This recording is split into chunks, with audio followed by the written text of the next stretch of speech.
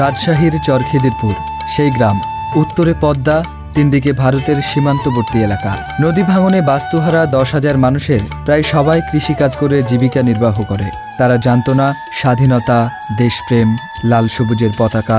এমনই প্রত্যন্ত অঞ্চলের মানুষের মাঝে স্বাধীনতার চেতনা, শহীদ মিনার এবং ভাষা সংস্কৃতির খোঁজ দিচ্ছে শিক্ষানগরী রাজশাহীর একদল তরুণ। লালিত স্বপ্নের শহীদ মিনারগুলো তৈরি করতে আয়োজন হচ্ছে নানা সাংস্কৃতিক অনুষ্ঠানে, আর সেখান থেকে যোগান হচ্ছে অর্থের। গ্রামগুলোর বাড়ি বাড়ি ঘুরে তরুণরা জানাচ্ছেন মুক্তিযুদ্ধের চেতনা আর দেশপ্রেমের কথা, বোঝাচ্ছেন সংস্কৃতির সাথে আমাদের শহীদ মিনারের সম্পর্ক। স্বাধীনতার 40 বছর থেকে সুবর্ণ জয়ন্তীতে অর্ধশত শহীদ মিনার তৈরির স্বপ্ন দেখছেন এই তরুণরা।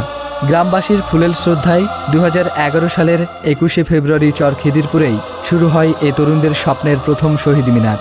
এবছর 26শে মার্চ রাজশাহীর প্রত্যন্ত ভালাম গ্রামে উদ্বোধন হয়েছে স্বপ্নের দ্বিতীয় শহীদ মিনার। প্রয়াত চলচ্চিত্র নির্মাতা তারেক মাসুদ এই উদ্যোগের প্রশংসা করে বলেন, আজকে যে উদ্যোগ হচ্ছে এই বালুচরে এবং আরও অনেক জায়গায় শহীদ মিনারের স্মৃতিস্তম্ভ নির্মাণের যে অভিনব, একই সঙ্গে অত্যন্ত অর্থবহ একটা উদ্যোগ হচ্ছে। আর উপমহাদেশের বিশিষ্ট কথা সাহিত্যিক অধ্যাপক হাসান আজিজুল হকও একই সুরে বললেন, বাংলাদেশ 40 বছর পার করেছে, একথা বলে গর্ব অনুভব করার কি কারণ থাকতে?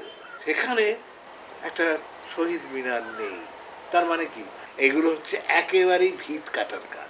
প্রত্যন্ত অঞ্চলের মানুষগুলো জানছে মুক্তিযুদ্ধ, লাল সবুজের পতাকা, শহীদ মিনার, ভাষা আন্দোলন তথা নিজস্ব স্বকীয়তা সম্পর্কে। পরিবর্তিত হচ্ছে ভাবনার, তৈরি হচ্ছে সংস্কৃতির নতুন চেতনার।